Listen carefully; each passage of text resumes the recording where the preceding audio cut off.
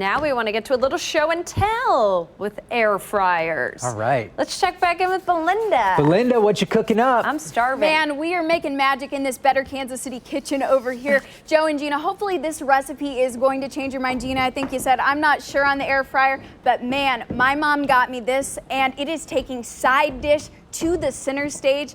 Enter fried green tomatoes, except this time we're making it a little bit healthier with seasoning and the method. Yeah, so the first thing we're gonna do, again, starting with a green tomato, is you're gonna wanna cut these probably about 1/4 to 1/3 of an inch. So that's what I'm working on right now. And I've noted some of these that I'm getting out of the garden this time of year, they are a little bit smaller. So you should be able to get about 5 slices out. So we're cutting those just very evenly. And again, today I'm actually going to show you probably about 3 different variations for making this. In fact, if we can take a look, I'll just go ahead and move this. And this in the front, again, that's with breadcrumb panko. This one is with just Parmesan cheese. And then this one was no salt, no pepper, and we did throw a balsamic glaze over it. So that's all just really good. So most of the recipes, including the one that my mom taught me, you know, we start with a little bit of seasoning. So we're just gonna throw some salt on top, okay? And then we're gonna move to the pepper. Go ahead and grind that up. And it's okay because the seasoning is just going to go right into it and really add to the flavor.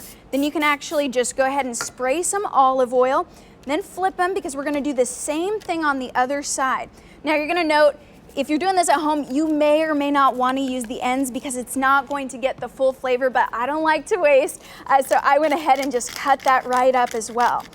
Okay, now that we have those, you're actually going to just go ahead and dip, flip, and then we're going to shift it on over to the panko breadcrumbs. And the best part about this is you can get different flavor profiles. I got mine from Hy-Vee, so this is just plain, but I think they've got an Italian one.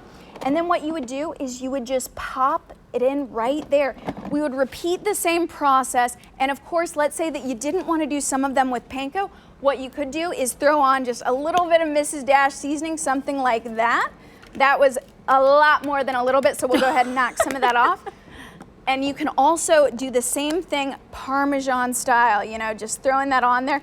And here's what you do. Again, guys, you wanted to heat this up 400 degrees, 7 minutes on each side, and these are so fast, finished in less than 15 minutes. I'm a little upset we don't have one in here to try, just saying. Yeah, Belinda, what's up with that? You know what? We got a plate full of tomatoes.